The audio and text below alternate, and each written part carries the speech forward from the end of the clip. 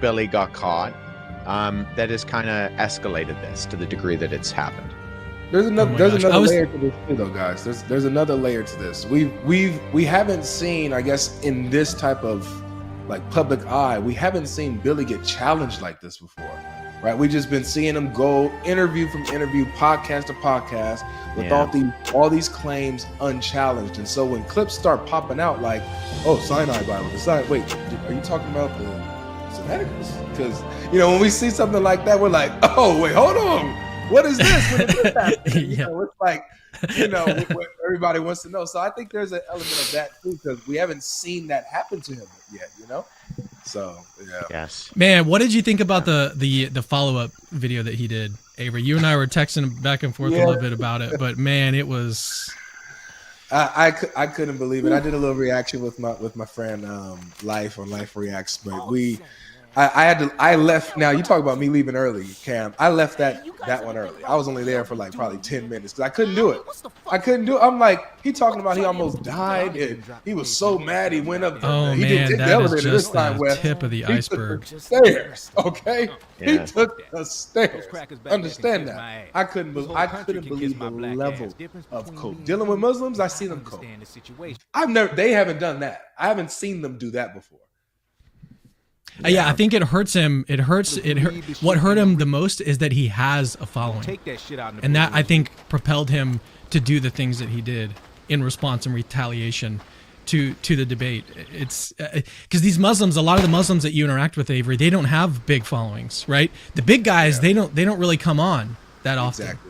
Exactly. Yeah. So if something like that did happen, they may go on their channel. They may do these big coach streams. One of them actually did. One of them actually did do that. Exactly. Yeah. Yeah, it's a combination of he has this big following, and the following is predicated on him being, in the know about all this stuff. So he's been, like you said, he's been going on these public platforms. He's been kind of running his mouth on this stuff, and It doesn't matter whether the stuff he gets wrong on Christianity and the Bible is wrong. Well, let me rephrase that. Like, I think in his mind, he's like, okay, I might have got this stuff wrong, but, there's so much other stuff that I talk about that is way more important. And I think what he fails to realize in that is that if he's this wrong on this, it just casts a complete shadow on everything else he's talked about. Because if he cannot get any facts, I'm not talking about basics. I have never heard him say something accurate about church history, the Bible, Christianity. I honestly haven't, and I'm not being hyperbolic there. I had a list of things that I wanted to talk to Billy about because he just does not get anything right. And so if all of those things are wrong, of course it compromises his whole thing about, aliens, Anunnaki, ancient history, all of that stuff. So let's go ahead and set up this stream so we know who we're dealing with. Okay, Wes, you actually sent me this video before we went live. Let me get it up on the screen so we can watch this. Yes, this is where Billy reveals to us who he really is. Okay, and in his own words. All right, so we're gonna watch this. My body. I open my eye, I turn to my left. There's a guy standing there. Right away, when he handed me a bottle of water, I said, "Oh, here comes another one." This guy's He was trying to convert me into Christianity, right? He hands me the bottle of water. I said, this time I'm going to take this damn water. I'm going to have a conversation with these people. Charlie. Tell us where your and the guy goes, have you taken Jesus Christ as your personal Lord and Savior? I said, no, why would I do that? He goes, what do you mean? I said, I am God. You're God? What are you talking about? No. Yeah, it gets worse. It gets much worse. I said, wait till you hear like his argument here. Yeah, I'm God and God is me. The same divine spark that created everything in the entire universe is the same divine spark that's inside of every atom inside of my body. And so by that method, I am God and God is me. And so out. All right, let's go. That's it. That's the argument for his claim that he's atoms inside his body. Yeah. Yeah, so it's basically like, take the ocean. If you take a drop of the ocean has the ocean in it, so therefore the drop is the ocean. That's how that works. They might be throwing us into an ambush. Right, yeah, he should have drank that water now. Well, yeah, let's keep going in this clip though, because he hasn't truly revealed yet who he really is. For you, and so is this young lady as well. We're all the same. We're all part of that same one divine consciousness. That threw him off right away. Then because he's a program code, he couldn't even conceive of what I had just told him. He didn't even have an epiphany then. He went right back into his pitch. See, I think this actually doesn't. He didn't do this intentionally. I think this actually does kind of reveal like his modus operandi. Okay, I think he's trying to go against the grain. Like ultimately, that's what he wants to do. Like he's calling everyone else a bot. You know, he wants to be the ultimate non-bot. Like that is his ultimate. Like if you know a bunch of people say one thing, he wants to believe the other thing. He wants to go and read these other texts, you know, kind of superficially, but then be like, okay, well, I'm gonna come away with a completely different conclusion than everyone else because I have the ultimate autonomy. Like I'm the ultimate non-bot in the world. Maybe I'm misinterpreting things, but that kind of seems to me like some of his motivation, his real motivation. But we haven't heard it from himself yet. So unless you guys have anything else, I'll keep playing this. Yeah, keep going. And I said, okay, I'll listen to you if you can answer some questions. Can you answer some questions?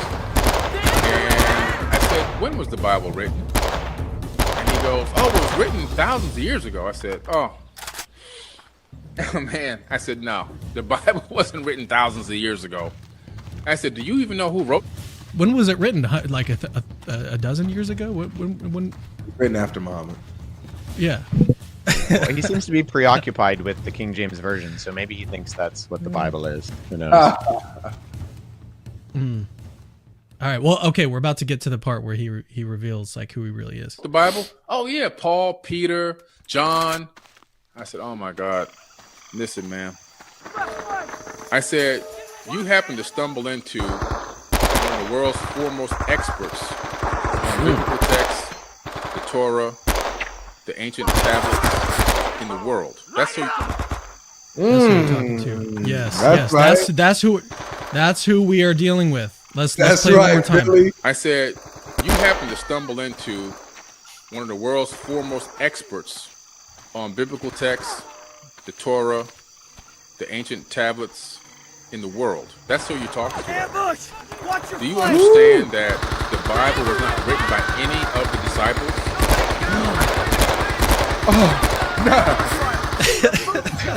No, he's crushed it.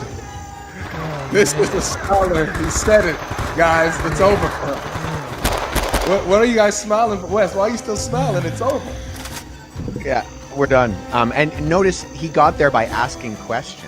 Good strategy. I wonder who else has asked questions in order to reveal that someone doesn't know what they're talking about. Here's the thing.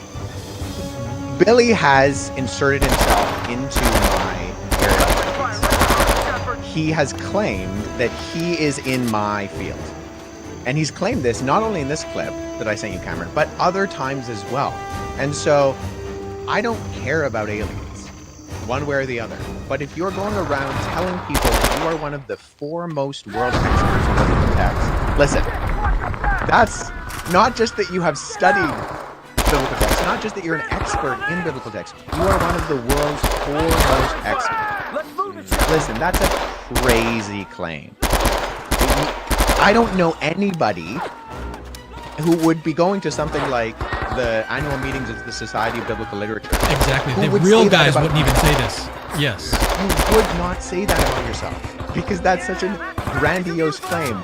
There are a few people that are alive today who maybe could make that claim. And I don't even think that they would say that about themselves. It's just so ridiculous. So, one of the reasons why I had no qualms asking him the questions that I did and revealing his ignorance was because he goes around saying this. Yeah. What you're missing though is that in the debate he basically proved this, right? He proved that he's one of the world's foremost experts. Absolutely. On the biblical I must have text. missed that part. That was the consensus. Like everyone that watched the debate came away with that opinion. So that's what I'm thinking. Sorry, Les. Well, I'm gonna have to take the stairs when I go home. You know what's funny is I live in a condo and my wife, we actually held a watch party for that live stream and my wife turned to me and she said, I too took the elevator when I came home. And so I have an elevator in my condo unit, but it's not because I put it in my house. Watch your flanks. Yeah, All right, but- so we've had a. Go ahead. Go No, ahead. no, no. Yeah, I was just gonna say, like, if a guy is going around like this, man, this is somebody who deserves the treatment they're gonna get once they have this type of discussion. And what I said, Wes, you were so graceful. I mean, you were so graceful with him. He's like, just a clarification question. Do you mean this? And okay, can you summarize this? You were very, very gracious.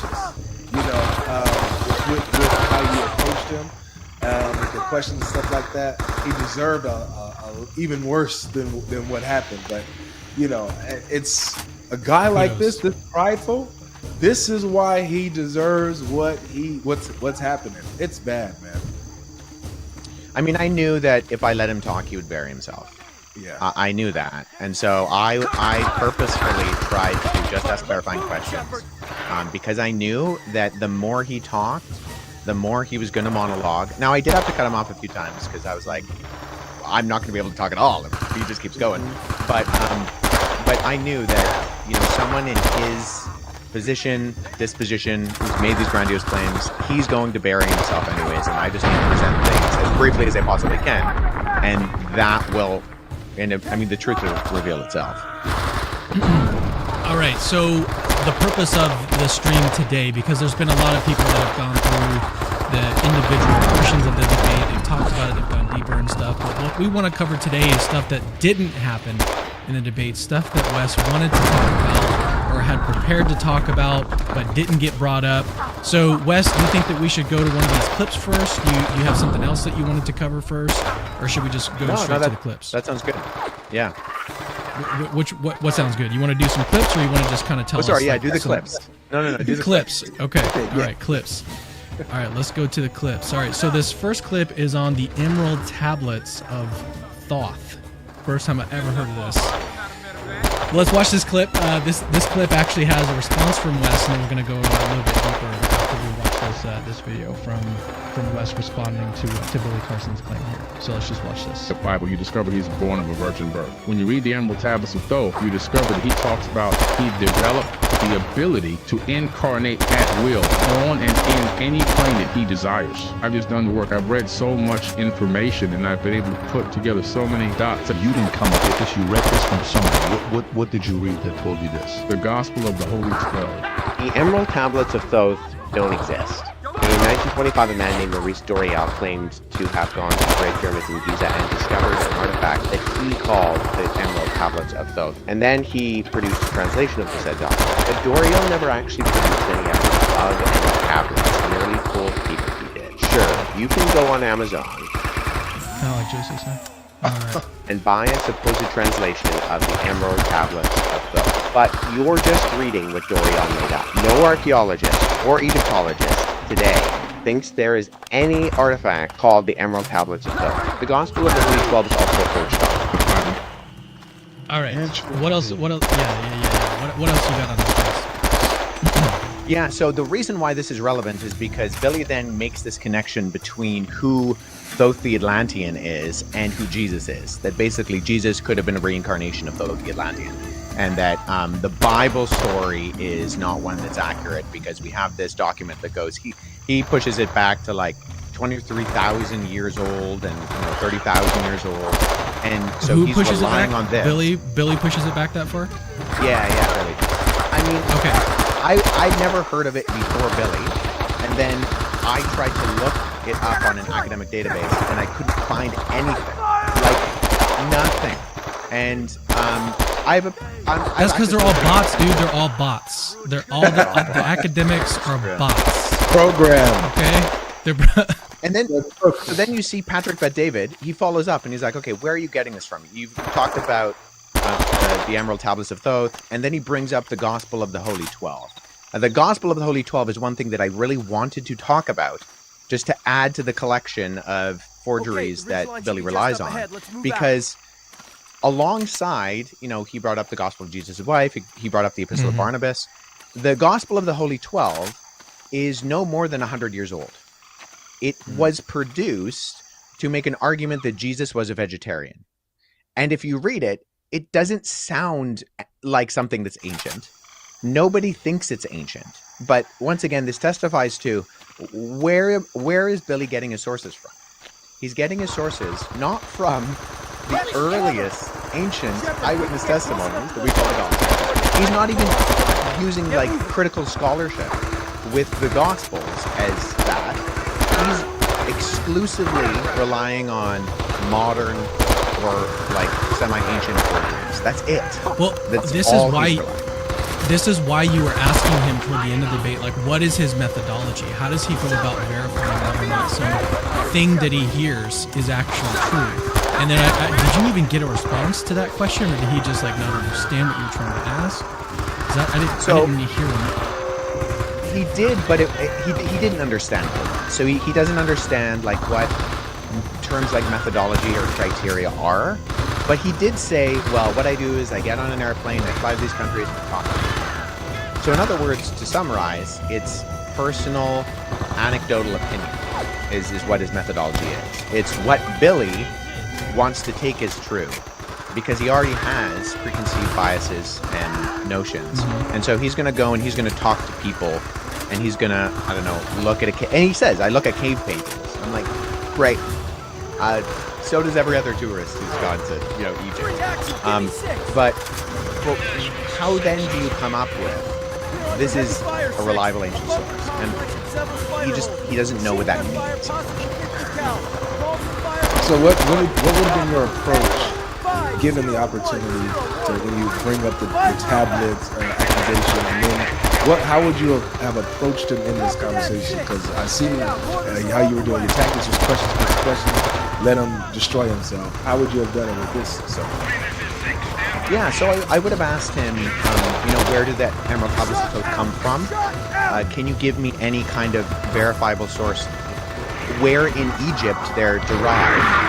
What kind of period of time in Egyptian history? Because the translation what Maurice Doreal made up contradicts actual Egyptology about the building of the pyramids.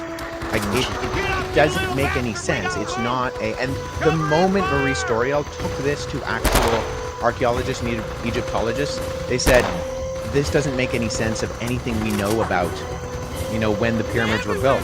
So unless you can show us an actual tablet that we can look at and that we can try to deduce its reliability, you have no provenance on this thing. You're just coming to us with a piece of paper and saying, I found this thing, look what it says. Well, that's not. So I would have asked Billy, okay, where does that come from? What do you think about the fact that it contradicts basically everything we know about this particular dynastic period of ancient Egypt?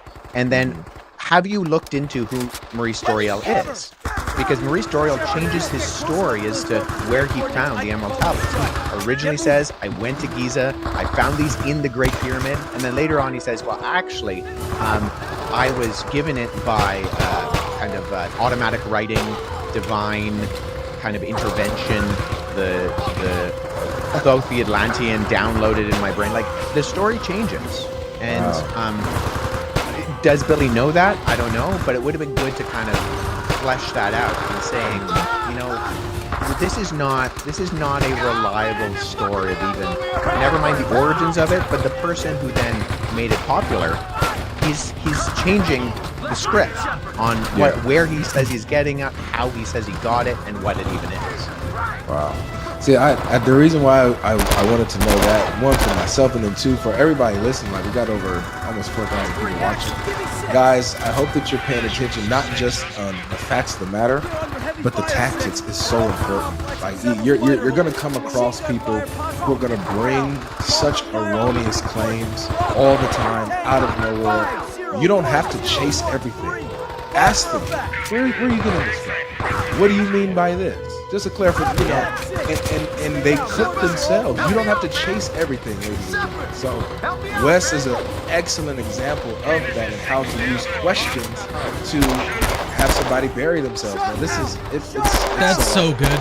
That's so good, Wes. What I want to ask a sort of related question to that. What other tactics or what other methodology did you already have in mind as you were sort of preparing to have this discussion? I know that it came I think we only had a day to prepare, but I mean, obviously you've been thinking about this stuff for a while. You've been interacting with Billy's work for a while. What was sort of your strategy going into the debate?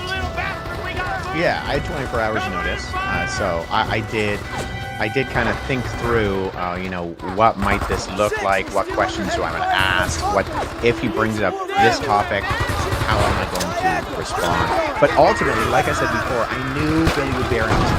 I knew he would, and so I simply went in. My notes were very, very sparse and point form. This is something that I've researched quite a bit. I'm familiar with Billy's content. Unfortunately, I've watched a lot of it. So I knew that it wouldn't take much to just say, okay, what do you mean by that? How did you come to that conclusion? Have you ever thought about that? These are the questions that when you're being confronted, you don't need to be an expert in ancient Egyptology. You don't need to be an expert in textual criticism or paleography or historiography. I think you should kind of make sure that you're prepared to give an answer for the hope that you have on those issues, but you do not need to be the Bible answer man or woman.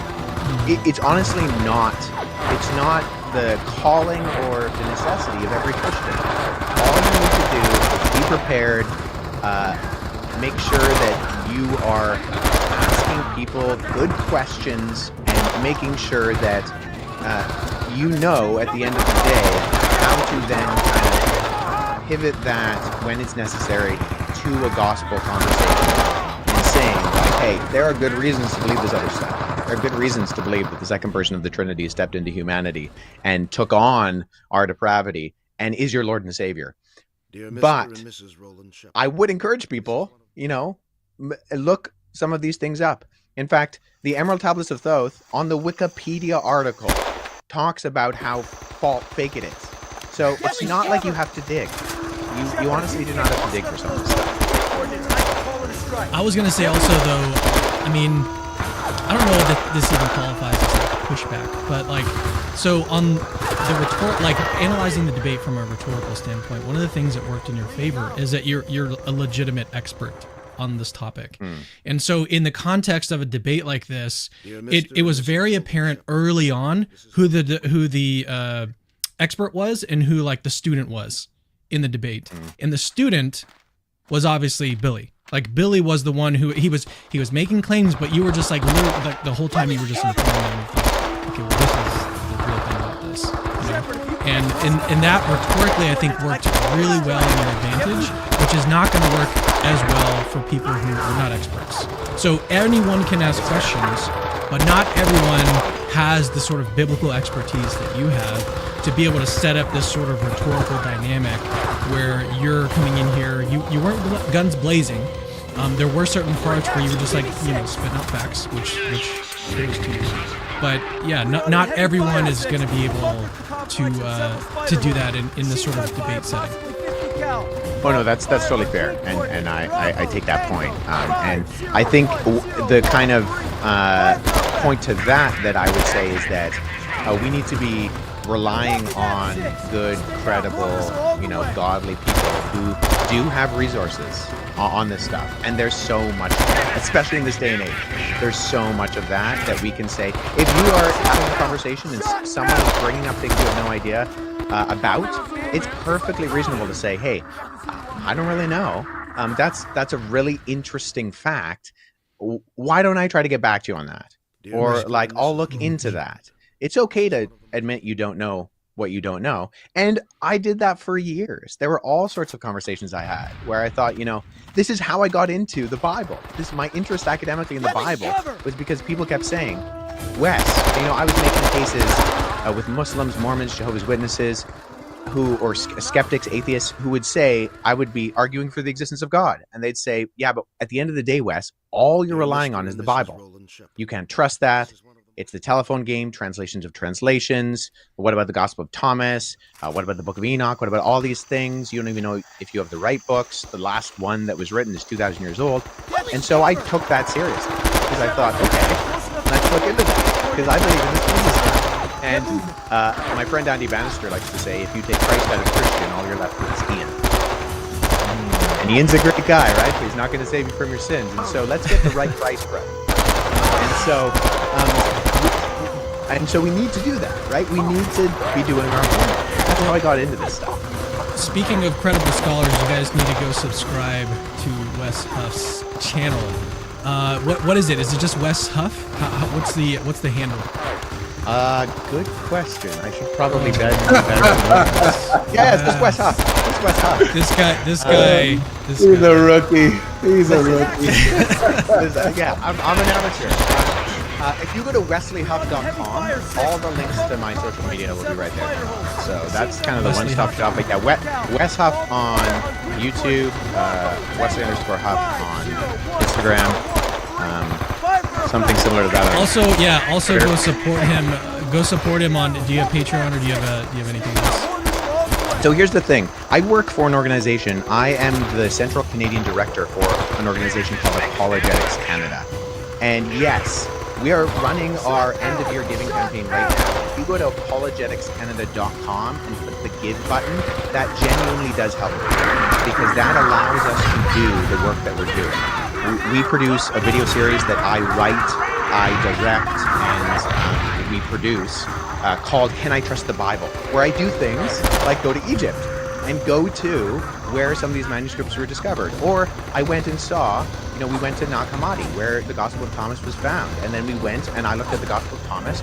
And in this upcoming year, I'm going to be going to Turkey. I'm going to be talking about the Council of Nicaea on its 1700 year anniversary. We're doing this stuff. So your support helps us to be able to put out good, solid, well-produced content in order to help people love God and love people. So all of that is really good, but the main reason why people need to support Wes is because he's getting sued, okay? He's going to be spending thousands and thousands and millions of dollars on his suit. So that's the main reason you guys need to go support him, is to help a brother out.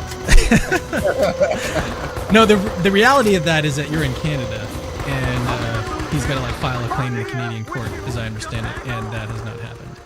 So, and little, you can't just send me papers. Yeah, little indication that's actually going to happen. Yeah, I mean, we're very fortunate at Apologetics Canada. On our board of directors, we have a lawyer.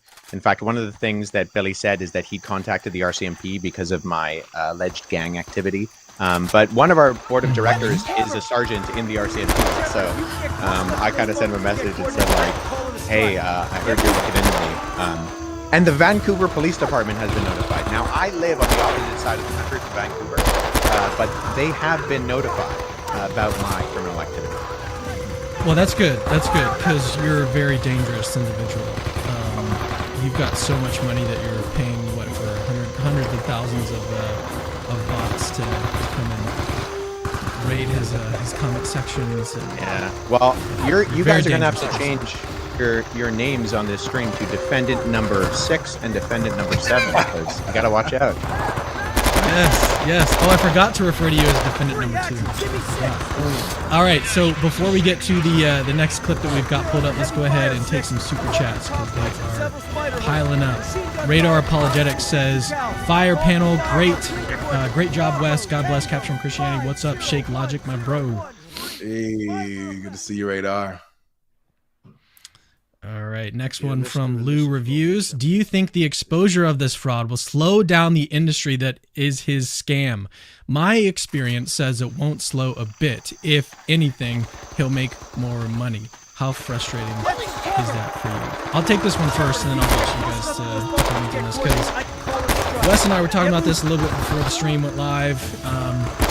If you want to make it big, and you want to make it really big, there's an easy way to do it. Just do a bare minimum amount of research on some topic.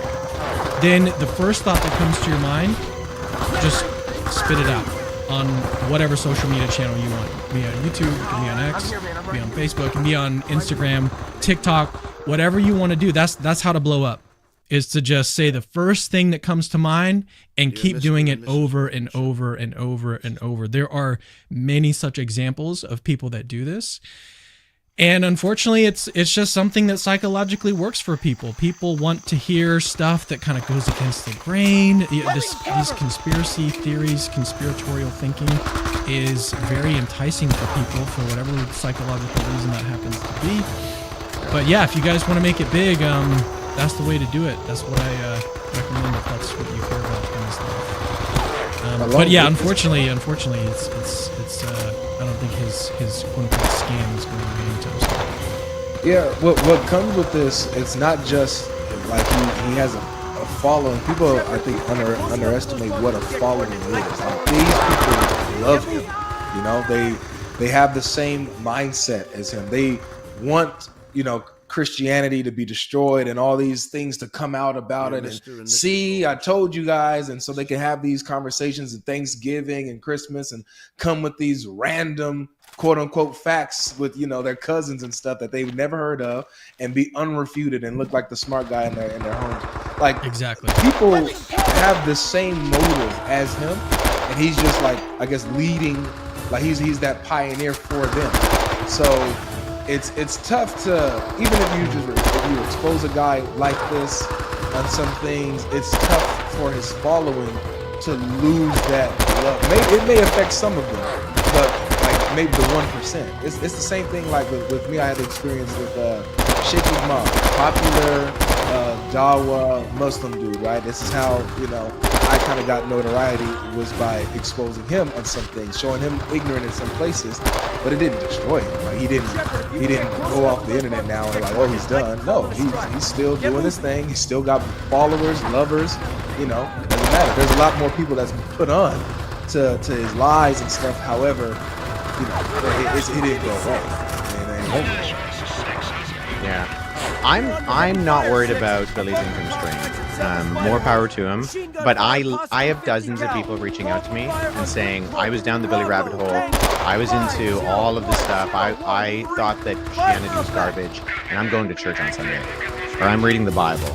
Or I'm thinking about this stuff for the first time seriously. And that for me, Billy could make $1 million off of this. I honestly don't care. I'm not. That's for sure. But it's salvation and people's lives, people who are spiritually dead being brought out of darkness.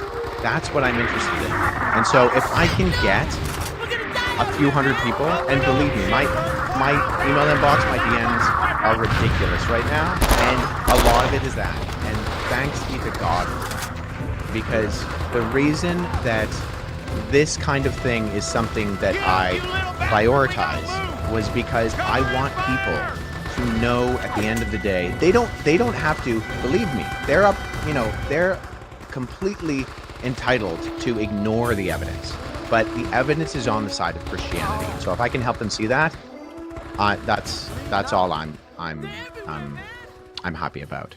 Amen. Amen to that. All right, Random Gaming says, did Billy buy into the paradigm shift nonsense back in 2012 where everyone was going to die or shift to a new dimension? LOL, same new age garbage. I don't know enough about Billy to be able to answer that one. What about you guys? Or Avery. I mean, I don't know if you've been following this guy, Avery, that long. Nah, I just seen a bunch of clips, so I wouldn't know this. Okay. From Valor, Bill Carson got enough. All right, Marvin Jenkins says Billy Carson is a puppet of the New Age Order agenda. He believes in the same transhumanism that led to the destruction of the Tower of Babel. Any thoughts on that one? Not specifically. All right, moving on. Billy was only 206 pounds for the debate, plus 15 now. Y'all didn't hear, he's sick, man. When you're sick, you can't wait. You know? I mean, when I'm sick, I also forget all of the right facts too, that I've repeated on previous podcasts on the biggest platforms in the world. Well, dude, what was? Go ahead. The AC, the 5 ACs got blown out. Cam, remember that? There's 5 I do. ACs, Yes. You know, and they blow. So he had to leave. Yeah. No, what was crazy though is that he had these two excuses. On the one hand, you know, he was too sick to be able to do like a proper debate, but then on the other hand, man, I just lost it. What was his other excuse? The deep fakes, right? So go ahead. It was worse than that. Because he was sick and on his deathbed, which is a good strategy going into public recorded show. show. That was the first thing. The second thing was that we knew that, and we set him up, which was the original tweet. And then that's supposed to explain why his performance was bad. Like the performance that you see in the actual debate was bad. But then you also go ahead. I was somehow intimidating Mark to make sure that the podcast was out, and Mark was scared for his life that it wasn't going out. Which I texted Mark this morning. We're fine. And then the deepfake thing came out, and it wasn't clear whether Mark was for him or against him during the conversation that Billy put out.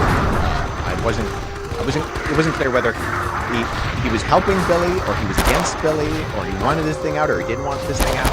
But so we either set him up and he was dying, or he was deepfaked and that was AI. Or it's both. Or it's both. It's just like parts of it were he was dying, parts of it were deepfaked. And it's up I was to also us to cutting figure it my out. camera off. I was also cutting my camera off all the way through the thing whenever Billy tried to make a point, so he could get his points out. Because if there's one debate strategy that you want to do, it's disconnect your video so that you can't interact with the person. I don't know if you know this, guys. I see Avery do that all the time. Why do you guys do that? Yeah. It's the equivalent of making a point and then doing the Batman smoke and then running away.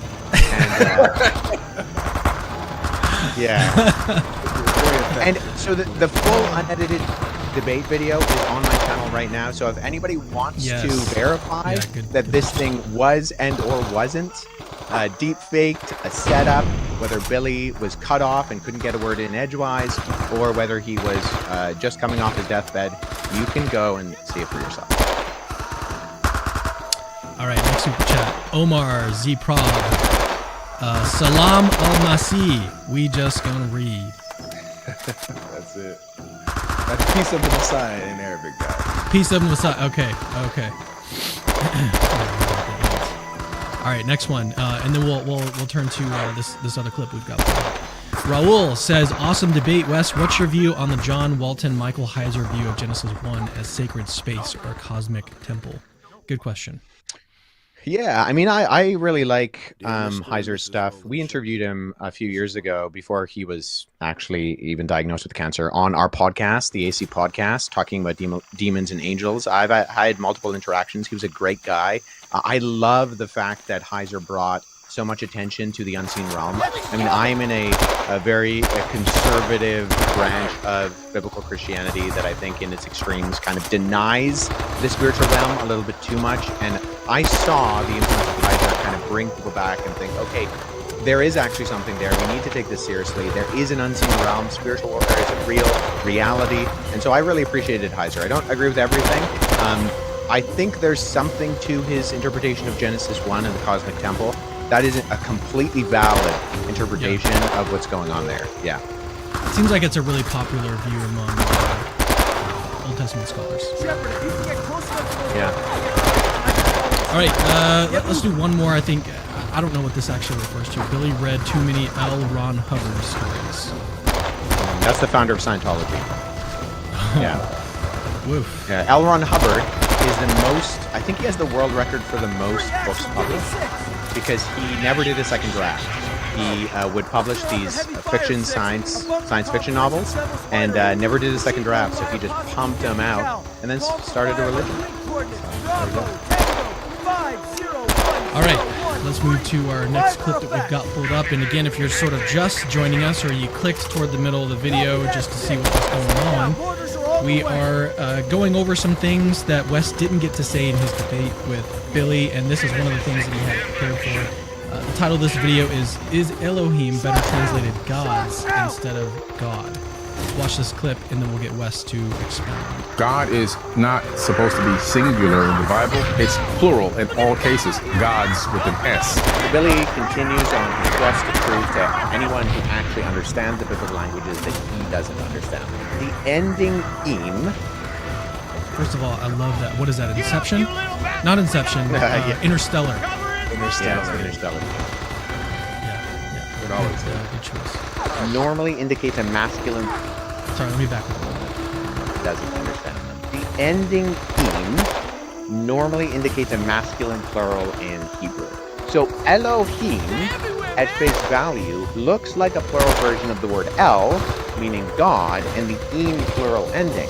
So therefore, you could mistake it for then being the plural gods. Now, in some cases, Elohim does refer to plural gods. The problem with this is that the word Elohim is what's known as a concretized abstract plural. And this is a function within the Hebrew language where a plural word is used in a singular sense. And a concretized abstract plural operates in a similar way to, say, the English word sheep. So we can have 1 sheep or 50 sheep. It's the verbs around the word in both cases. God is. Okay, well, just finish the point there. This video kind of got cut off, but I think we kind of get the point. But feel free to flesh out a little bit more here. Yeah, it's simply that you use the context to derive the meaning. So it's the same with like the word jeans, or I mean, I'm Canadian, so I should use Canadian examples. Moose, right? 1 moose, 5 moose, right? These are, this is how languages work and operate. And so just blanket say Elohim is a plural word, therefore it's plural all the time. We have passages where God says, I am Yahweh, your Elohim, there are no other Elohim before me. Are we really going to say that God is saying, I am Yahweh, I am the gods, there are no other gods? That doesn't make any sense. Like, we simply use the context surrounding what's going on. So what I really wanted to do, and we didn't get to in this debate, was I simply wanted to ask Billy, Billy, you've made a number of very overt statements about biblical Hebrew, biblical Greek. What would you say your competency level in those languages is from a scale of 1 to 10? And simply ask him, how good do you think you are in understanding, reading, translating these languages? And on that basis, if he says, well, I really don't know very much about it, I would say, then you probably shouldn't be talking about it. Because people who don't know things about languages in general shouldn't be making definitive statements about what those languages mean. No, I was going to say, would you actually have said that in the debate? Because that's kind of forward. Like, I don't know if that was the tone of the debate. The tone seemed nicer than that. Yeah, that's no, pretty. I think I would have. I would have just maybe couched my statement with all due respect. Mm-hmm. Oh, okay. Yeah, I noticed you did that a bunch. Yeah, you were like, all due respect. Yeah. Logic. And I noticed. See, that's the British colonial heritage of us Canadians. We couch everything with all due respect.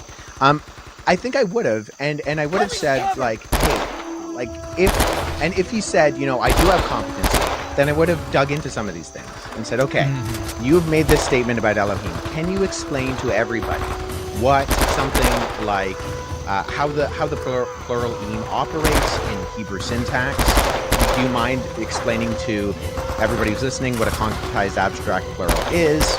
These are questions that I would want Billy to explain, to reveal to those who are listening that Billy doesn't know any of these things, because Billy doesn't know biblical Greek or Hebrew. I was going to try to do the same thing with when he makes overt statements about knowing Sumerian.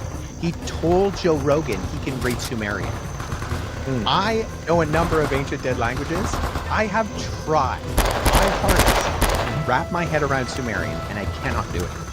Because at minimum, there are other ancient Near Eastern languages. There's Akkadian, there's Elamite, that have kind of links to Afro-Semitic other languages like Aramaic and Hebrew or Amharic or Ge'ez, but there is no linguistic connection with Sumerian to anything else. This is a really, really hard language. And so to go on Joe Rogan and say, well, I can read this stuff, you can't. I can't, you can't.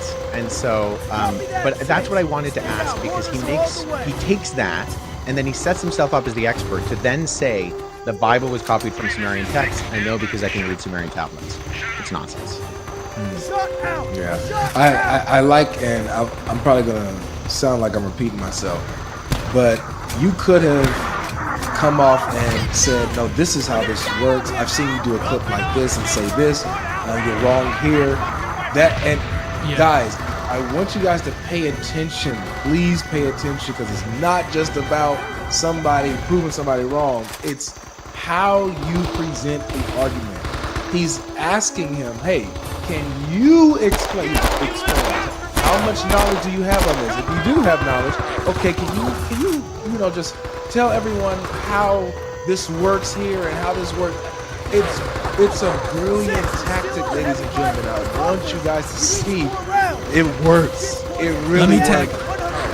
Let me tag on to that, though. You gotta have some knowledge about the subject yourself to combine it. That's how you get to the ultimate strategy that we saw with Wes. Is that Wes knew what he was talking about when he was questioning him. That's why he was asking those questions. He was setting himself up to then be able to correct him if he got something wrong with his questions. So don't just go down this path of just asking a bunch of questions, because eventually, like, if they start to give an answer and you're like not sure what they're talking about, then it's going to backfire. It's not going to look good. So you've got to have competency in the area in which you're questioning. Yeah, it's a twofold strategy, especially if you're going to put yourself in positions where you are initiating conversations. Like, I'm sure, Avery, you would say this as well. Like, we don't want Muslims to misrepresent Christianity.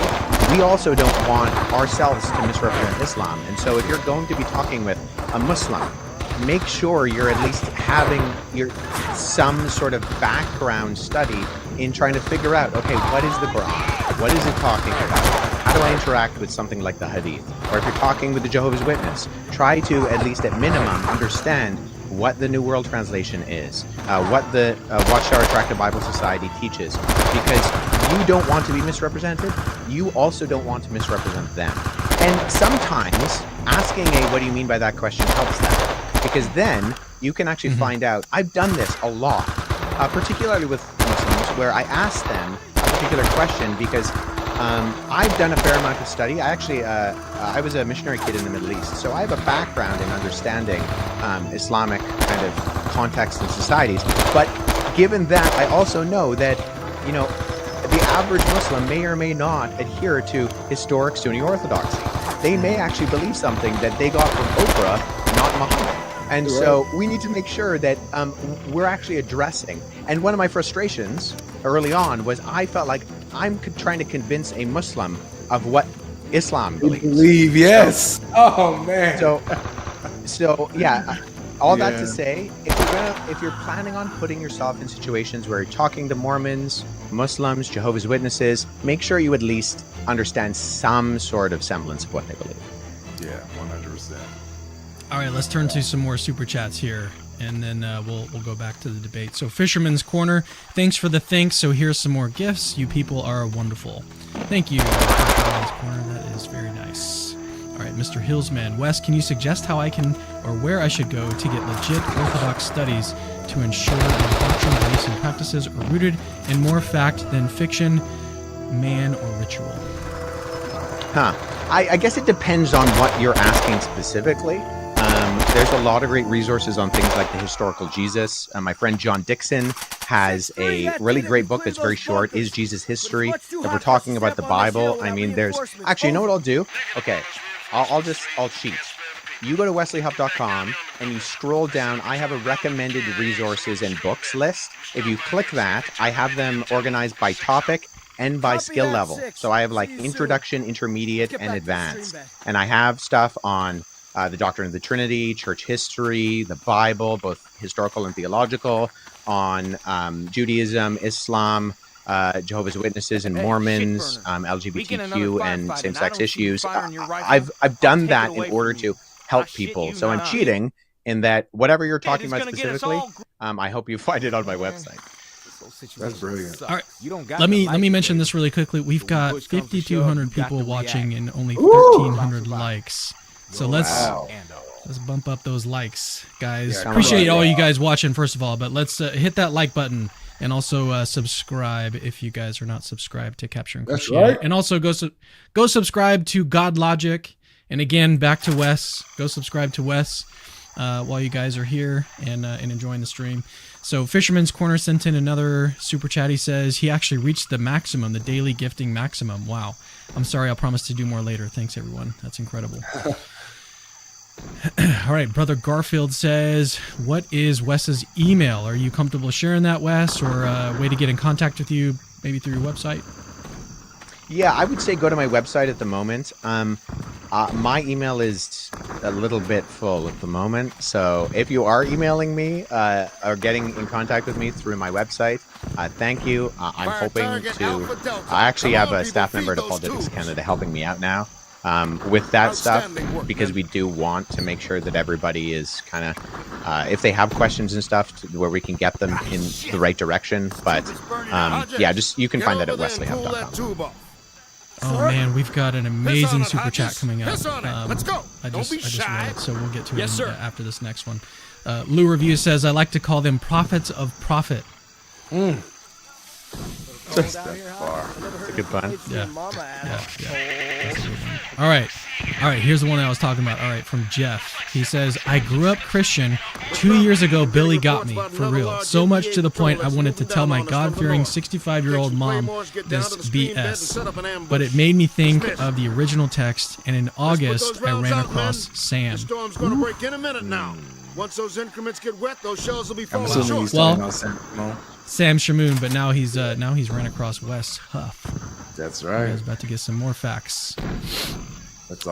All right, we got it. Yeah, so good. All right, Raul sent in another one. He says, following the argument that Mark affirms the deity of Christ in every chapter, how can we be sure of the historicity of the events and deeds of Jesus, since Mark clearly has a theological agenda?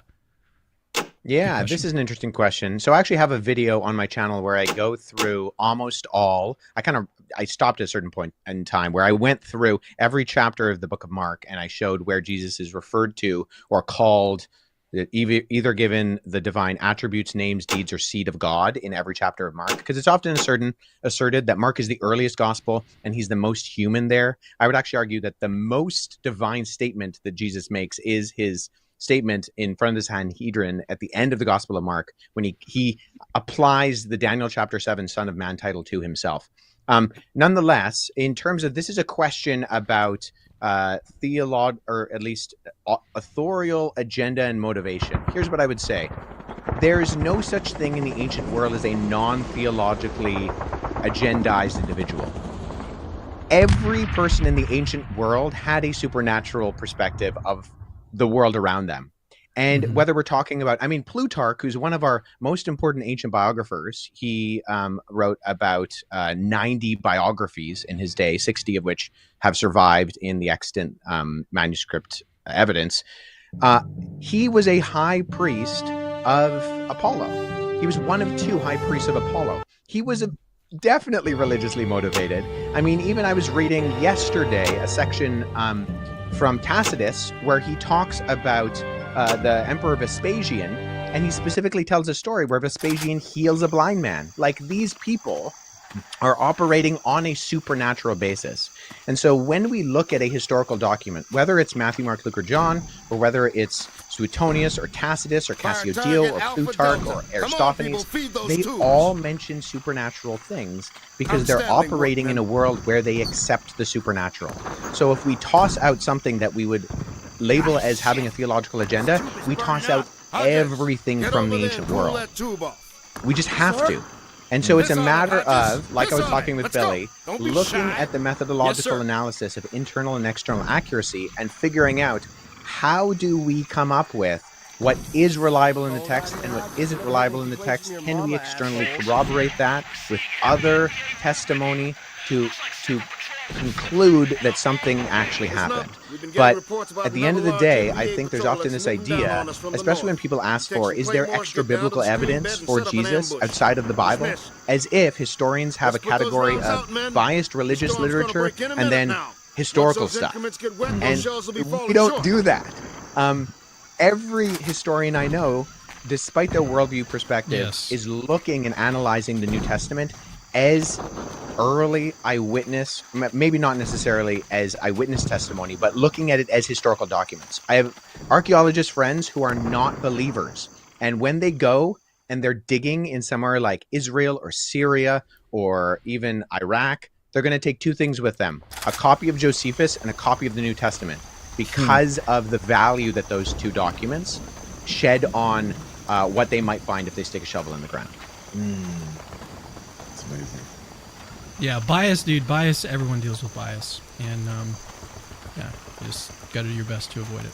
All right, Riley says, Wes, I'm really happy you were able to debate and debunk what you could with Billy. My dad, not saved, is a believer in Billy, so I'm hoping this will open my dad's eyes. Thank you. God bless.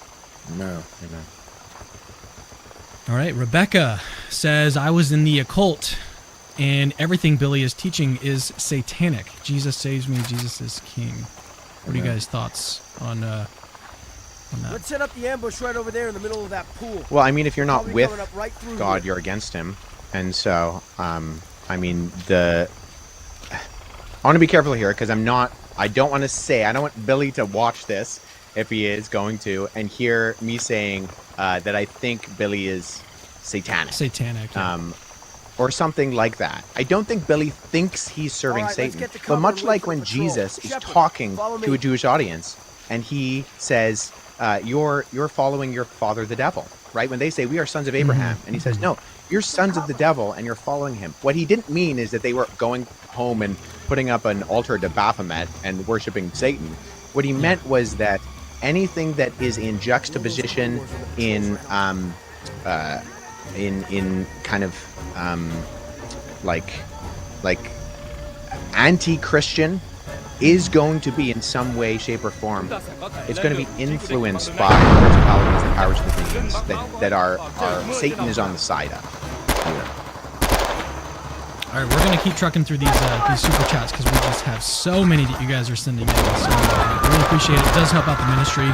It is the end of the year, and so this is a great time if you guys do want to help support us. Send those super chats. Head over to our Patreon, patreon.com/Capturing Christianity. This is the time to support ministries like Capturing Christianity, like Wes's, like God Logic. This is the time of the year to do all that stuff. So really appreciate it. All right, Rob says, there was a popular song in the mid-1970s that reminds me of this. Billy, don't be a hero. Don't make a fool with your life. All right, let's move on to the... I should have sang that. I don't know that. Yeah, you should have sung it. I should have sang that. All right, Tisha Williams, did you guys see the YouTube video of Billy Carson claiming that the debt was fake? What debt is she talking about? I think she meant to type debate. Oh, okay. Oh, okay. The debate was fake. Yes, we all saw that. Yeah, Yeah, Mr. and Mrs. Rowland. yeah. He was claiming that it was deep faked. What did he call it? A defake? Yeah, he stopped calling it a debate and started calling it a Getting better defake. and better. Nice, Billy, We're gonna nice. get it from both Good ends. PR. Nice. Yeah, you get points for that at least. Yeah, he typed that into ChatGPT earlier. Dude, the guy uses ChatGPT like there's no tomorrow. Like there's no doubt. I don't know if you guys caught that. I use ChatGPT a lot to kind of springboard and research and stuff. But man, yeah. Anyways, let's I let's definitely move on thought, he put his own PowerPoint up there, and some of those things were prompted, I think, by something like ChatGPT. But when he started talking about the Council of Nicaea, even ChatGPT is not going to give you that false information about the Council of Nicaea. So ChatGPT is so Let's set up the it's ambush so right over there in the middle of unreliable. that pool. It's They're probably coming insane. up right Like through you here. cannot rely on it, but it kind of seems like he might. All right, Black Sun series. Hi Wes, I know the Book of Enoch is part of the Bible. Is Lilith the serpent in the Garden of Eden?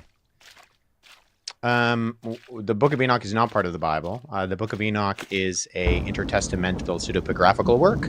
It comes in this All right, let's get intermediary to cover and period wait for the patrol. between the Shepherd, closing of the Old follow me. Testament and the beginning of the New Testament, and that's when the Jews are thinking about that. I actually have almost 3 hours in 2 episodes with the Cultish podcast where we deep dove into the background and history and content of Enoch. So if you really want to look at that, go to Cultish podcast and look at Enoch, because I've been pretty exhaustive there about that. The concept of Lilith being in Adam's first wife, it comes in sort of a powerful Jewish folktale. So no, I don't think that that's reliable or true. That kind of develops later on, and then is pulled into some kind of Kabbalist. I guess that's how you would say it. Kabbalist, Jewish stuff later on, Middle Ages and afterwards. Oh, how do you guys feel about switching topics and talking about Islam for a little bit? Sure. Cool. All right, let's get through some more super chats and then we'll. No problem. What we doing, Cam? We bringing them up or what? What we doing, man? What we doing, Cam? Let me know, baby. Okay. I didn't know you had it like that. Okay. Oh, it's right there. Oh wow. This is your day off, so I wasn't. That's true, but you're expecting that. All right, Mr. Hillsman, if you are sick and you're on your deathbed, why do you show up? Also, if you show up and it's a setup, why wouldn't you just leave? It just didn't make any sense. Good points. Good questions. Maybe he just didn't realize that it was set up because he was so sick. No, I want to. Maybe I need to be a little more careful with this. Like, he probably was very sick. Like, he showed receipts, right, of being in the hospital and stuff, and he very well could have had pneumonia and very well could have had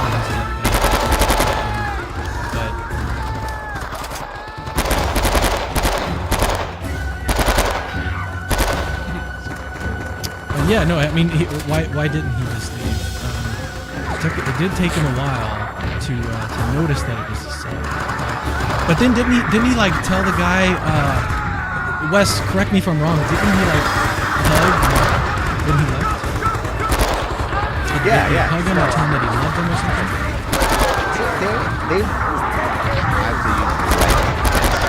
They were friends.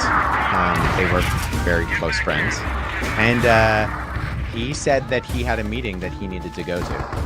I think you can hear him saying that when he leaves. You know, I got to get to this meeting. So, yeah. All right, let's move on. Next super chat from Francisco Gomez. This one's pretty funny. Wesley's humbled style technique on pummeling Carson was like watching Carson getting slapped with silk gloves. You'll probably hear about the fighting around Quezon before you get my letter.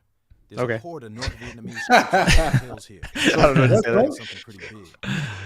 Oh man, this may be one of his bots. Okay, you should invite him to join this live stream from Paul. Billy is more than welcome if he is watching this. Billy, shoot me an email. You are more than welcome to join. But he's not going to. We know what's interesting. Go ahead. What's interesting about when Billy originally said, I don't want this release, my immediate response was, let's forget the recording and let's organize a time. I'll fly down to Florida. We can meet. I'll give you time to do a little bit more research and we can do this thing in person. So if his beef was that it was unprofessional, that it wasn't done well, we gave him so much opportunity to run it back and do it again with more time and research. And, you know, if he was sick, to not be sick. That's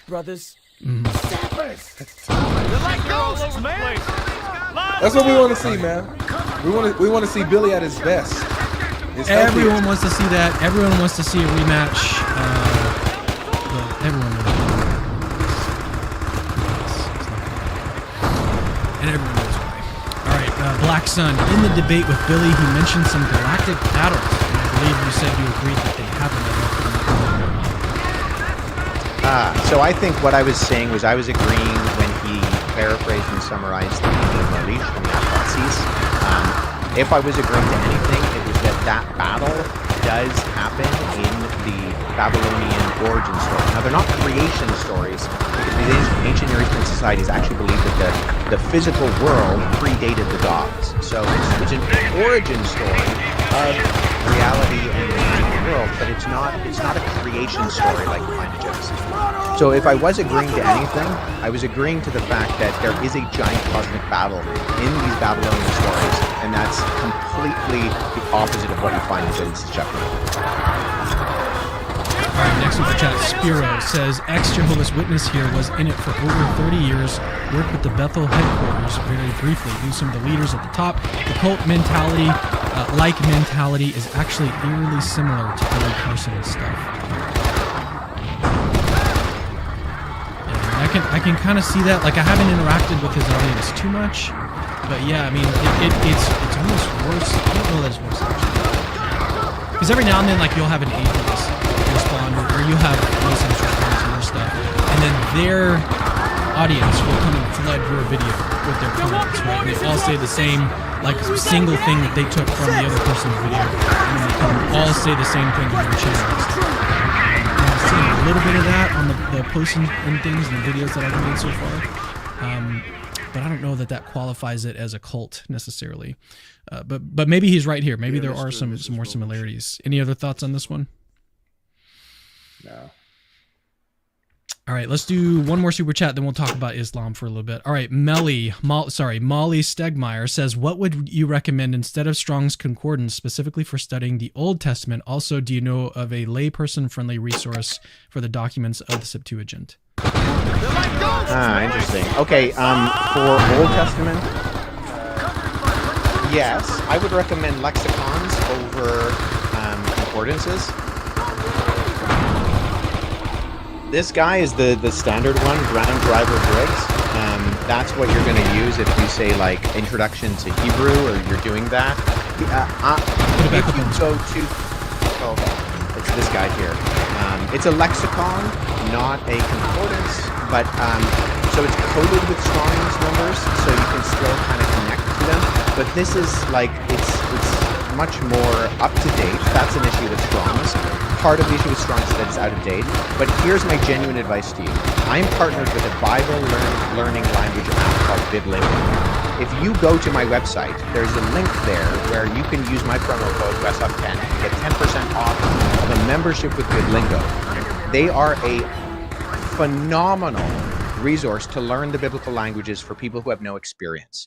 And I even use it to make sure I am keeping my Hebrew up to date, because they start you can choose a very simple format, but they have lots of like online class kind of format things. They have games and modules to help you learn the biblical languages. They do an incredible job.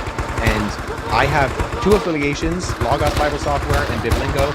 I have been reached out by others. I have no interest in anything else other than helping people learn the biblical languages and learn good Bible interpretation. So if you want to connect me with Peloton, I'm not going to take you up on it. I don't know where to put that in my office. But if you want to learn the Bible language, the biblical languages, I want to help you do that by giving you discounts on actual practical tools that will help you be able to open up Hebrew Old Testament or Greek New Testament and be able to read that.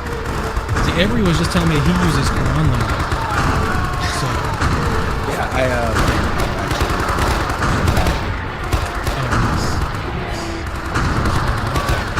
All right, one more super chat. This one I kept it confusing. Sean says, "You guys just don't understand Bill. I mean, have you ever had to wake up from your in-home movie theater, then not use your elevator to go outside and having to stop things from being published?" Personally, I've never experienced that. That sounds great. I really need that, so absolutely. I understand. All right, everybody, let's pull back to the captain's car. Come on, move. It just sounds very harsh. All right, let's talk about Islam. Now, this part of the show, I don't really even have like a specific thing that we can talk about with Islam, but I do know, Wes, you actually grew up in the Middle East. Is that correct? You're muted.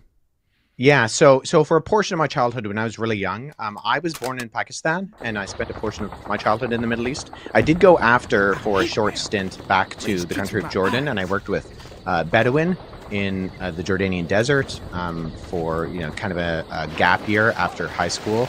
But I have done, if I have done formal debates, I've done them with imams. So we have what have you guys talked about? So I did a debate at the McMaster University here in Ontario with an imam on the crucifixion and divinity of Christ. And you can actually find that on my YouTube. So we went through, but I've done a few other ones on sort of parsing out the issues with the term Abrahamic faiths, which was actually done with an imam, a reformed rabbi, and then myself as the Christian representation. And then I've done ones, so on the crucifixion, on the divinity of Christ. I did an interaction with a group that's part of a sect of Islam called the Ahmadiyya, because the biggest population outside of India of Ahmadi Muslims globally is just north of Toronto. And so there's a big population, and so I have done interaction with them on the fact that Jesus was never crucified and that he actually went to India, is their belief, and he lived over 100 years old and then died in India. So I did a debate with an Ahmadi individual on that particular topic.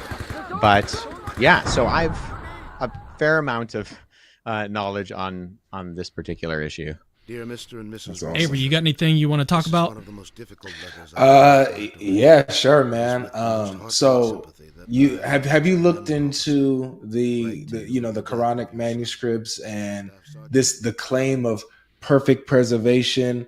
And if so, like, what are your thoughts on really the effect of that of that message for Muslims, the effect and how powerful it is for them to believe that there's only one Quran while everything else has been corrupted, while we have the holy book that God protected, and how flimsy is that actually? Is that correct? Yeah, so I did a talk at a university a number of years ago, and that recording is on my YouTube channel, of what I talk about, the controlled transmission of the Quran versus the uncontrolled transmission of the New Testament text. I break down a little bit of that. We have these manuscripts. In fact, one of the papers that I wrote in graduate college was just after the discovery of the Birmingham Quran. And so I contacted some of the people at Birmingham University who were going into looking at that and the textual variants that existed there, particularly in comparison to some other early Quranic manuscripts like the Topkapi manuscript and the Sa'ana palimpsest that have textual variants among their kind of early transmissional texts. But to be totally honest with you, Avery, I don't know what your experience is, but getting into the weeds of that, I often find less effective as just going into the Quran and talking about how the Quran addresses the Torah and Injil, the Gospel and the Torah, and how the author of the Quran does not seem to have any semblance or kind of idea that there is a kind of level of corruption that's going on in the text. In fact, in Surah 5, verse 46 and 47, the Quran lays out a chain of custody. That God sent down the gospel to Jesus, confirming the Torah, which continued in the guidance and light that it possessed. And it says that the people of the gospel, in other words, Avery, you and I, Christians, must judge by what God has revealed to us in the gospel. And if we don't do that, guess what? We're the defiantly disobedient. Yeah, we're the rebel. I talk to Muslims. Yeah, and so when I talk to Muslims, I simply say, hey, I don't want to be the defiantly disobedient before God. The problem is, though, if I look at the Quran and I obey what it's telling me to do there, and I judge the Quran by the gospel, I find the Quran false. So if the Quran is true, it's false because it is not in conjunction, in continuity, or in agreement with anything in the gospel. And so I think the Quran really has a problem because I don't think the author of the Quran had ever read any of the biblical Old Testament or New Testament, but assumes they know what it's talking about, and then on that assumption says some very naive and foolish things. Yeah, one, I would say that's my favorite argument is the Islamic dilemma. It's what I say when people always ask me, what should I learn when it comes to Islam, and what's the first step? I always tell them, learn what the Quran says about the Bible, because you'll be astonished, and there's no escape from it. The Quran defends the Bible so that you don't have to against it. The Quran has already done the work for you. You don't have to do anything. Just remember these few verses, and you'll be just fine. One of the verses that I've been using a lot lately, and then the topic that I run with this is the Quran says that the Bible is the authority over the Quran. And they're like, what? No, absolutely not. The Quran is the criteria, and it's the new book. It's the last revelation. I was, well, no. According to the Quran, it tells Muhammad, 1094, if you're in doubt, about that which we reveal to you, then go and ask the people who've been reading the scripture. Truly, the truth has come to you from your Lord. So what is this saying? This is saying, hey, Muhammad, if you're doubting this revelation, if you're doubting the Quran, go check the previous scriptures. It'll clear up your doubts because you'll see that it lines up with that. But if it doesn't line up with it, then Muhammad will know that his revelation is actually not really from God. It's actually a lie. So what's the authority here? The authority is the Bible, even in the Quran. So then what do we do here? What do you do as Muslims? Because you have to admit this. Oh well, what you have it's corrupted. It's corrupted. Okay, so is Allah telling Muhammad to go rely on corrupted scripture to clear up his doubts about the Quran? That makes no sense. Help me understand that. You know, so and we have copies from the Arabian Peninsula of what the Gospel and Torah look like in languages like Syriac and in the Aramaic Peshitta that would have been there along with the Greek New Testament and Greek translation of the Old Testament. We know exactly what the Torah and the Gospel looked like in Muhammad's day, and Christians and Jews cannot judge by what has been revealed to them if they no longer have it. If it's gone, if it's missing.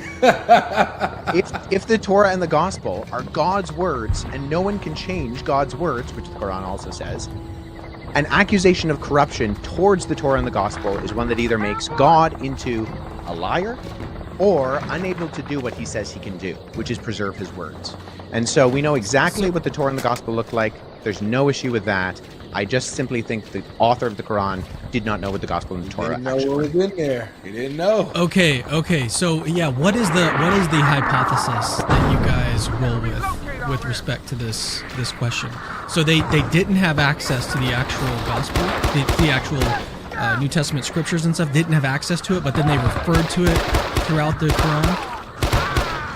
So they were just hoping that their audience wasn't informed or something?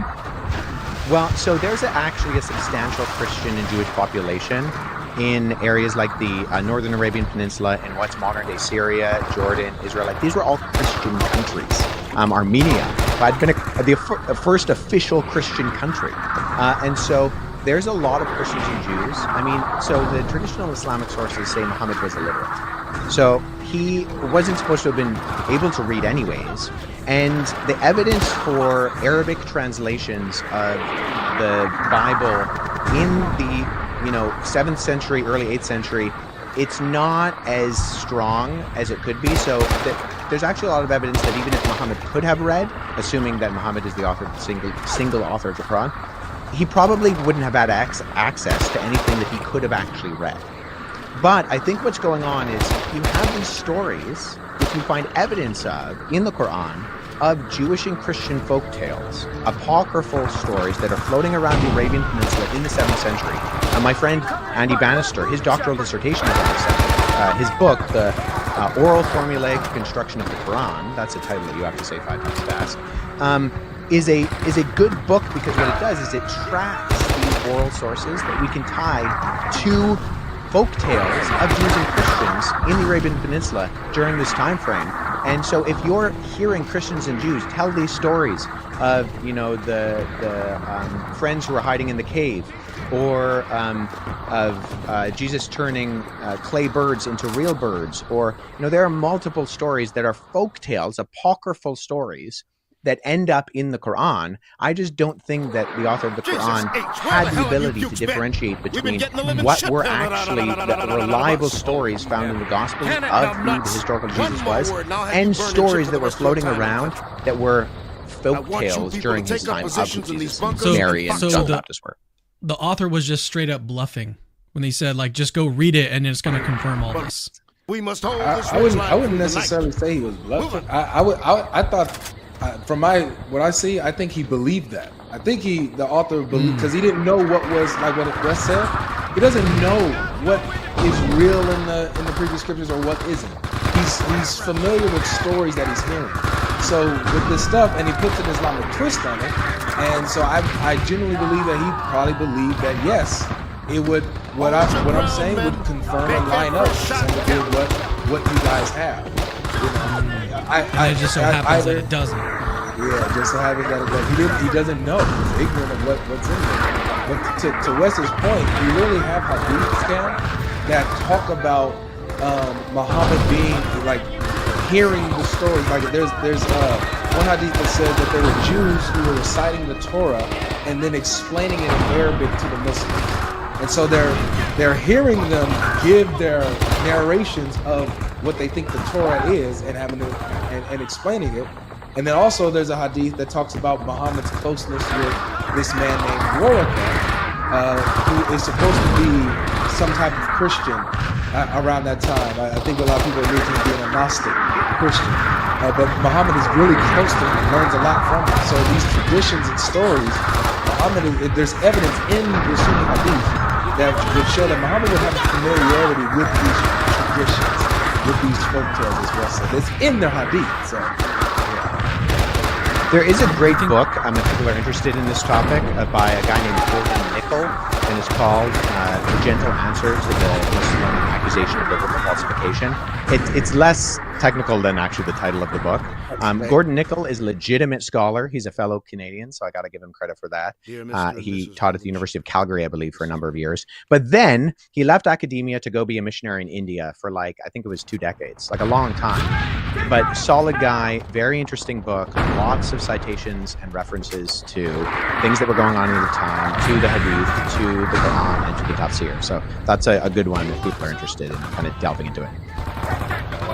Avery, you got any other questions? Otherwise, I was going to shift and talk about the Yeah, well, not necessarily a question, but like you sparked a topic that I would love to do, Wes, and which is what exactly was around when it comes to the Bible in the 7th century that the Jews and Christians had access to.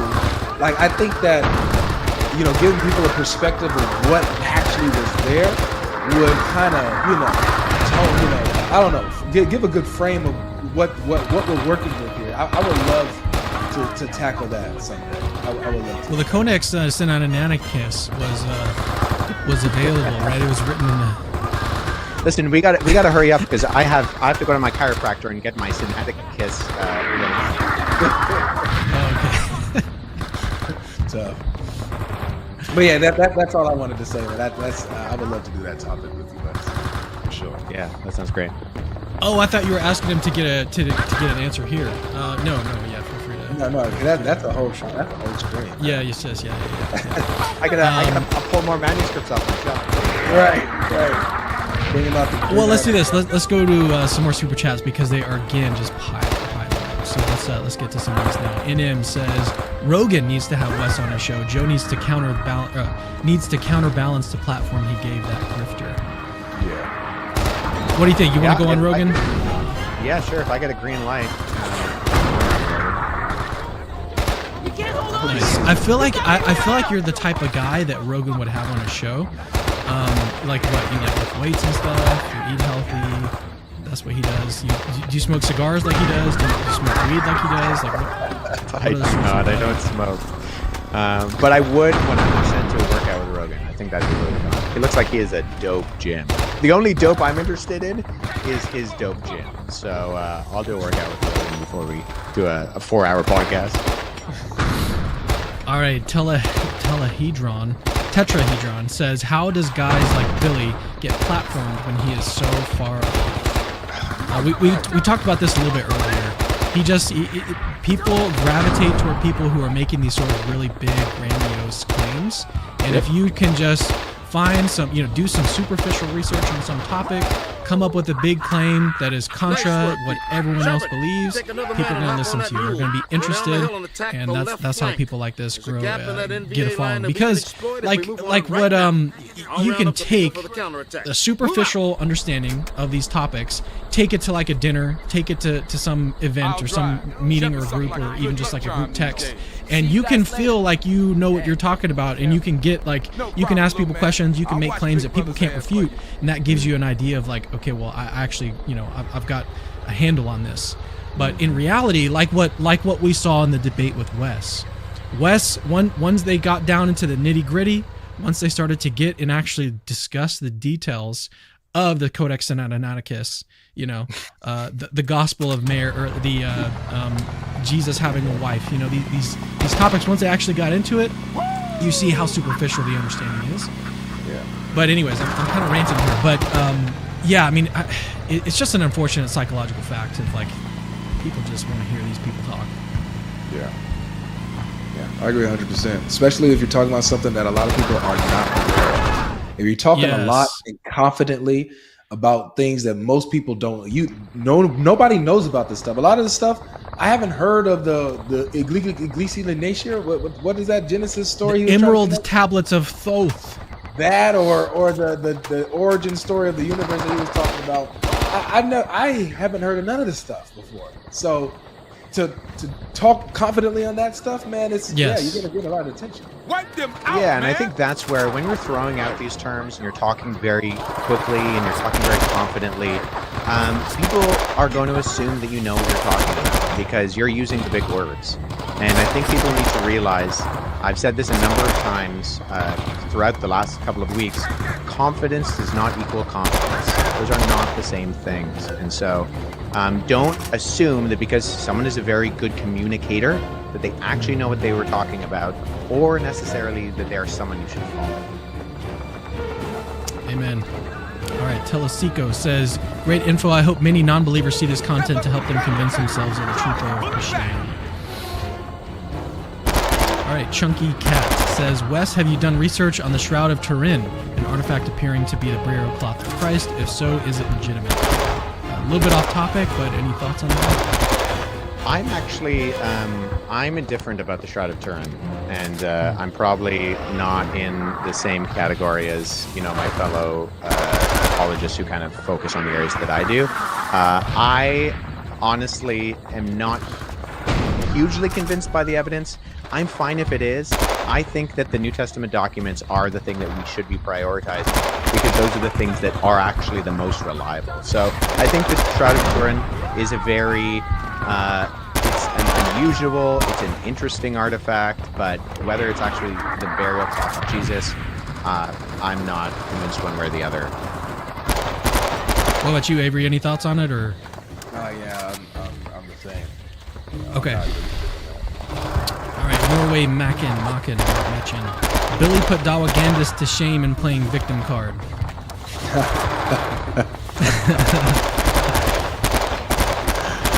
For guys who don't know, that Dawa Gandis is a slur for the Muslim apologists and the Muslims who do Dawa, or what we would call evangelism. So they do Dawa, and whenever they run into someone who knows what they're talking about, their coat is crazy. They play the victim. They try to turn everyone against you and put you, come at your characters. So this is what they do. And when I say this, hear me. I've never seen any of them do it as bad as what I've seen. I've never seen that level. So yes,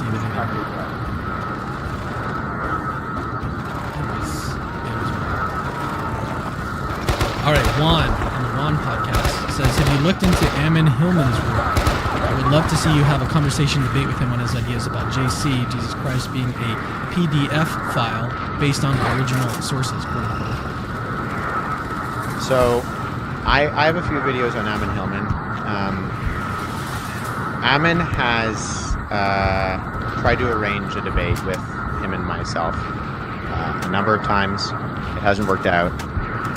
I may or may not be debating him in the future. I'm just like, there are enough things that are going on right now that I need to take care of, but I am actually in communication with someone who's willing to set up an interaction with Ammon and I, so you might actually be able to see that.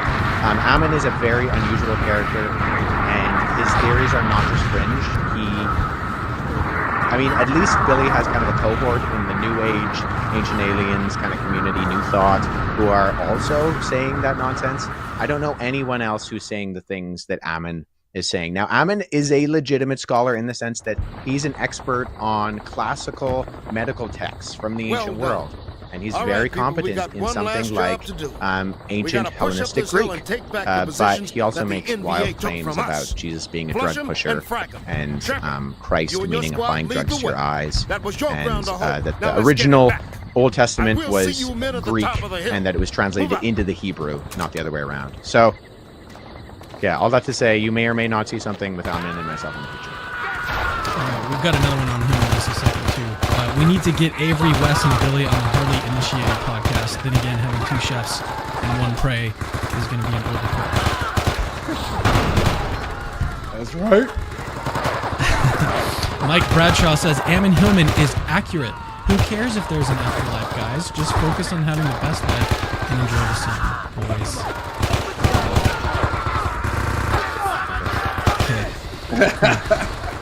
Cool, Mike.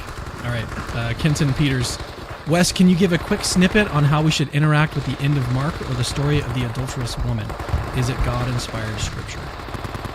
Yeah, this is a good question. So those are the longest textual variants that you find in the Bible. The vast majority of textual variants, 99.9% of the differences within the manuscripts of the Greek New Testament are completely inconsequential to translation. They are mostly spelling differences and word order issues that have no impact when you translate them into something like English.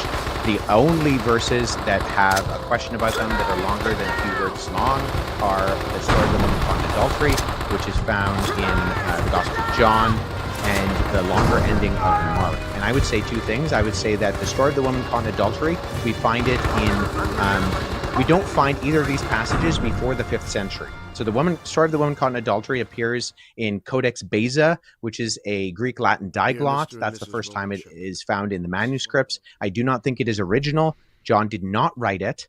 It is not found in any of the manuscripts previous to the 5th century in John. However, I think it is most likely a true story about Jesus. So I think this is actually testifying to the character of the story, because we know John says, if we were to write everything that Jesus did, on a scroll, the sky wouldn't even be big enough. And so there's obviously things that Jesus did that are not included in the Gospels. I think what we see in the character that we find in something like the story of the woman caught in adultery is true. And so in that sense, it's my favorite Bible verse that's not actually in the Bible. The ending of Mark, I think, is a different case, because I do not think it is legitimate. What you'll find in the Gospel of Mark, the original Gospel of Mark ends at chapter 16, verse 8. Everything after that is a compilation of 3 different endings that we find in the manuscript tradition. So we find a really short ending, we find a middle ending, and then the one that you will find in your Bible if you open up to the end of Mark, and it will be sectioned off and say something to the effect of the manuscript tradition in whole or in part does not include verses 16, 8 through 11. That is because it is not original, and I do not think it is inspired. I don't think either passages are inspired, but I think actually the story of the woman caught in adultery, I would treat it like I treat the early church fathers. It is valuable. It has a voice to kind of inform our understanding of Jesus. It has a vote in sort of what we can say about the early church tradition, but much like the other early church fathers, Scripture has the veto. So I do not think it is scriptural, and so therefore I think it is an interesting passage, but it is not inspired, and neither is the longer ending. And it doesn't change any major doctrines if we remove these. No. Yeah, Not that's at all. that's the big story about the picture. These variants.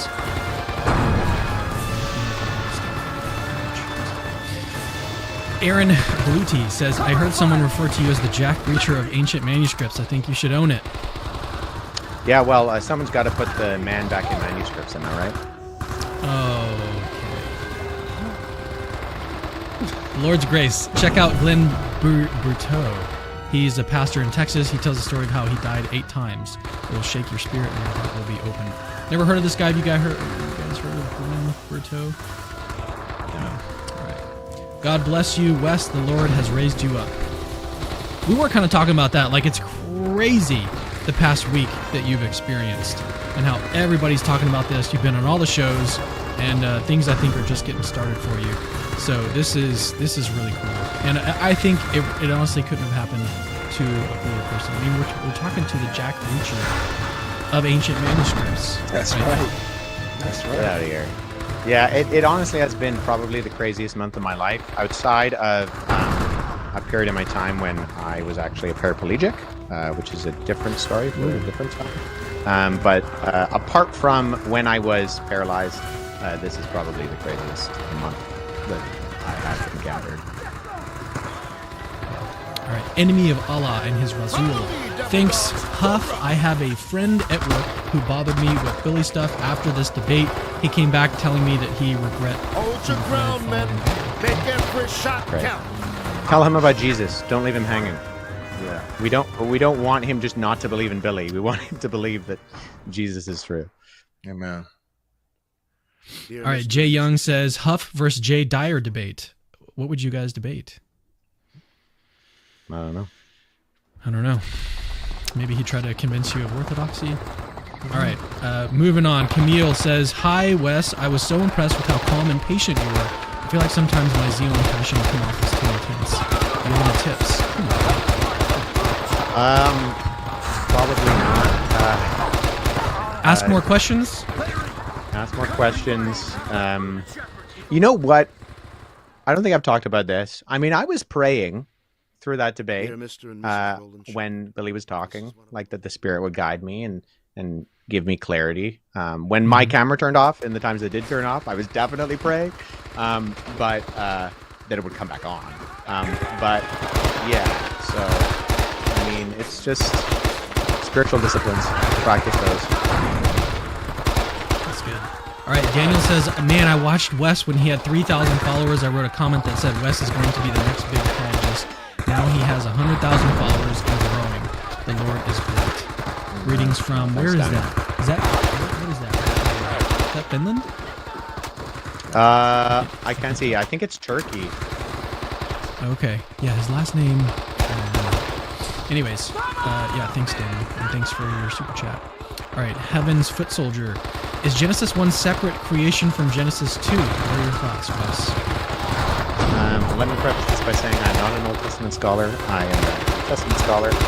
And I would say no. I would say one is a kind of over-analysis, and the other is a zoom in to what's going on specifically. They're talking about the same thing, but in a different way. There's actually an excellent podcast that just came out yesterday.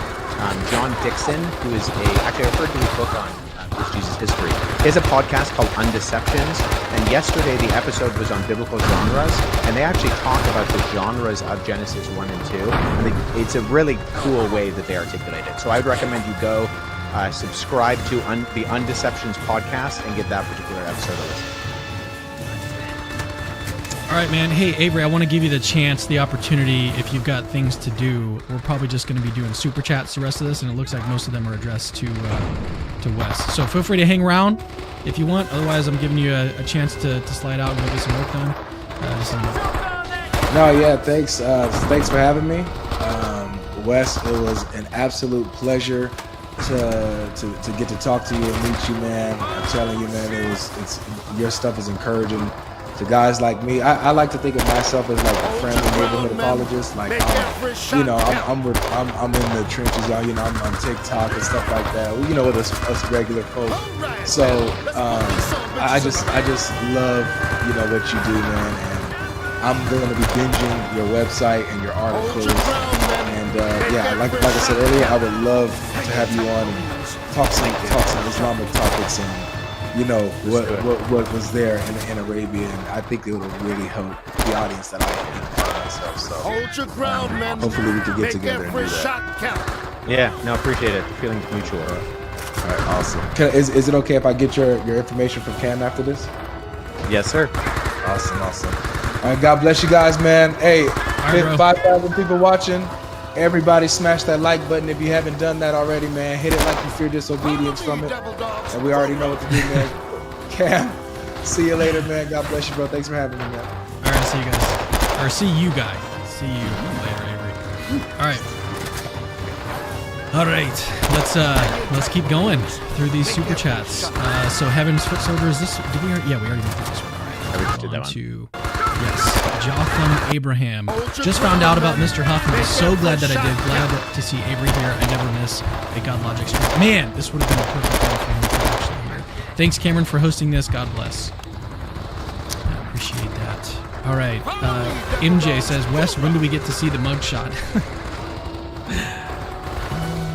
Is that a reference to my... to when you're getting arrested and crime? prosecuted? Oh, yeah, okay.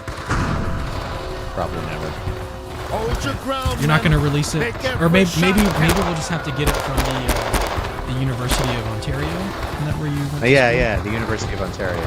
I'm apparently involved in far left extremist groups at the University of Ontario. I should let the University of Toronto know that because I've been paying tuition there.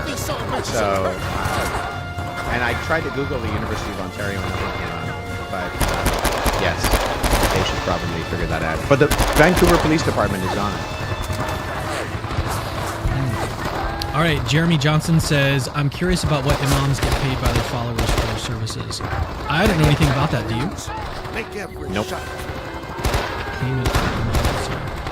All right, from Jeff McHelt. Thank God for each one of you. September Jesus Spirit came over me. In September, Jesus Spirit came over me and I was crying on top of OTP with my mom like a holy.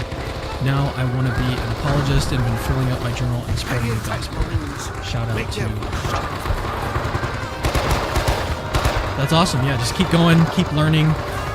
Like Wes was talking about earlier, like we need to have people that are competent in these areas, and so it does really make a difference who you're listening to, the books that you're reading, and the content that you're consuming.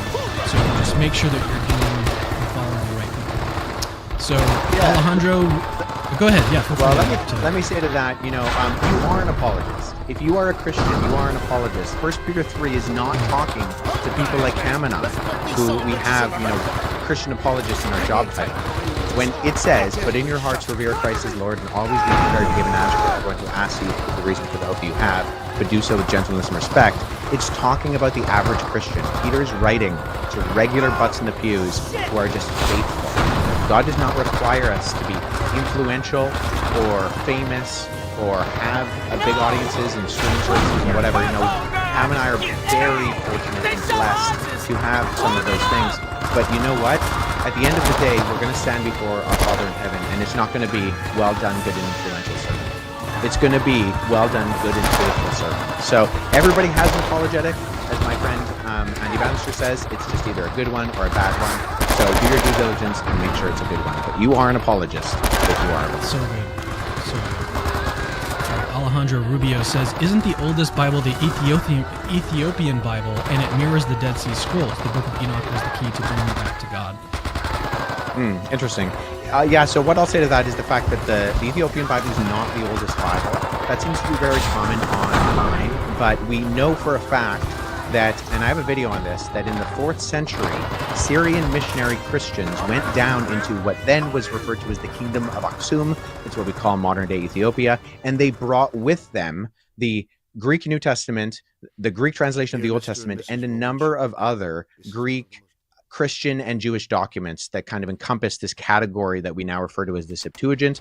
But the Gospels were translated very early, in and around the 4th, early 5th centuries, into the ancient Ethiopic language of Ge'ez, and that's what those manuscripts that we have that have survived today are referred to as the Garima Gospels. But those are the only surviving manuscripts we have in ancient Ethiopic that are from that period of time. The entire Ethiopian Bible, if we want to call it that, with starting in Genesis, ending in Revelation, is not found until the late Middle Ages. So we're talking anywhere between the 14th and 16th centuries is when we get our first complete copy of the Ethiopian Bible. So for some reason, it's online that is the oldest Bible. It's just simply untrue. Codex Sinaiticus, Codex Vaticanus, Codex Alexandrinus, Codex Washingtonianus are full copies of Genesis to Revelation Bibles that predate the Ethiopian Bible by at least 100 years, if not more. And so it is a translation, too, of the Greek into Ge'ez. It does include the book of First Enoch, and that is largely because it appears that the Ethiopians, when they encountered that literature, were a little less discerning in the conversations that were happening in the East and the West in terms of canonical conversations, and they just included everything. So despite Christians everywhere else and Jews everywhere else not thinking that something like Enoch was scripture, they just said, hey, we're going to stick this all in this single volume and we're going to call it a day. And that's why it ends up in there. But the Ethiopic Bible is unique in that regard. All right, next one from Based Autistic. Wes, I've been planning on going back to school to pursue New Testament scholarly work. Any advice or recommendations? Would love to start a career in apologetics and studying Greek, Hebrew. God bless.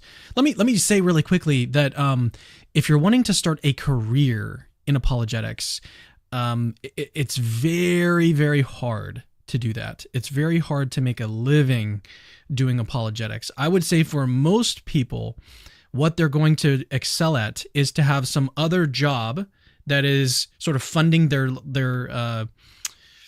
sort of everyday needs, and then you do apologetics on the side. And in fact, that's what a lot of apologists that I know, even the famous ones, are trying to do. Like they're trying to have some sort of side hustle to really sort of pay the bills and then do apologetics on the side. And I think most people, that's probably what's going to work the best, because apologetics is very niche, very important, very valuable, but it is nevertheless extremely, extremely niche.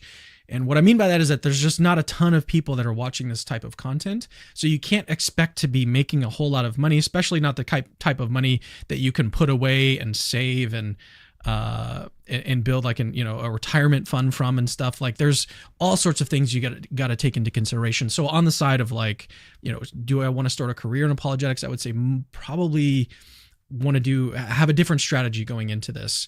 If you not to say don't be an apologist, I'm not saying do that. I'm saying have a realistic outlook on the way that you're going to support yourself. So, any thoughts on this one, Wes?